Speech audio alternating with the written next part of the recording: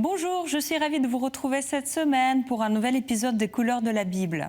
Selon un récit médiéval qui admet plusieurs variantes, Sainte Ursule, princesse bretonne des Cornouailles, est demandée en mariage par un prince païen.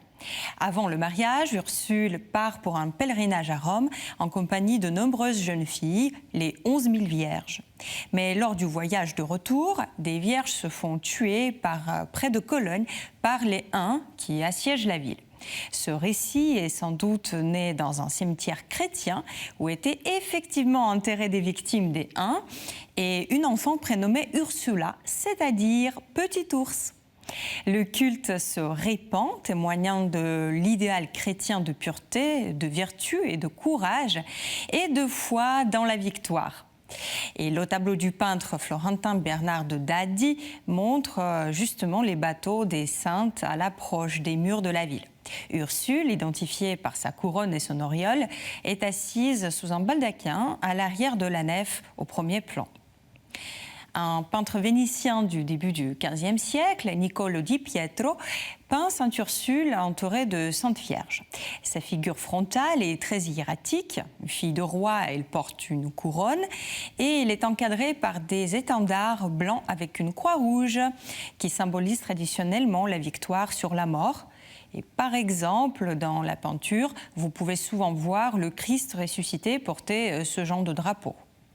Remarquez-vous deux feuilles de palmier tenues par des jeunes martyrs de part et d'autre d'Ursule. Elles aussi sont signe de la victoire sur la mort et symbole typique des martyrs. Ce tableau appartient au style gothique tardif.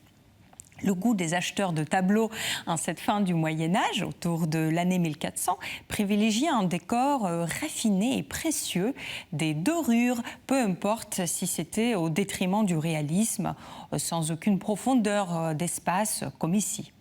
La richesse décorative de la robe d'Ursule, comme estampillée d'une multitude d'ornements dorés, est à mi-chemin entre ce goût gothique et des influences venues des textiles orientaux, grâce au commerce instauré à cette époque entre Venise et l'Orient.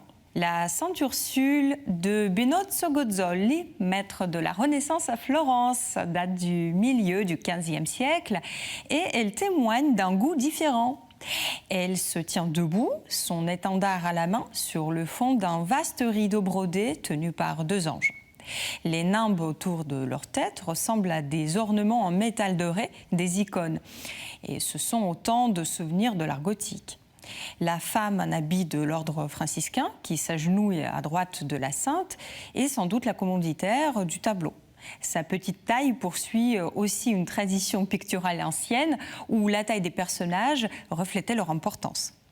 En revanche, le peintre fait un vrai effort de peindre la figure humaine en 3 dimensions.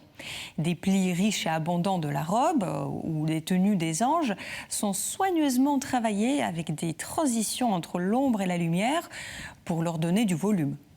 La représentation fréquente de la légende de Sainte Ursule et des 11 000 vierges dans l'art montre que le thème a été populaire à travers l'Europe, en Italie, mais surtout dans les pays germaniques, comme l'origine du culte venait de Cologne. Notre dernier tableau est un triptyque allemand qui est entièrement consacré aux vierges les plus célèbres. Sur le panneau central, la Vierge Marie avec le Christ enfant est entourée de gauche à droite par Sainte Cécile, Agathe, Marguerite au premier plan avec son dragon en laisse qu'elle a vaincu, Apolline avec une tenaille, instrument de son supplice, Sainte Lucie et Sainte Barbe qui est reconnaissable à la tour derrière elle, là où elle a été enfermée. Le jardin clos où les vierges sont réunies, symbole de Marie, se poursuit sur les ailes latérales et sur celle de droite, Sainte Ursule est représentée séparément et de grande taille, comme pour souligner son importance.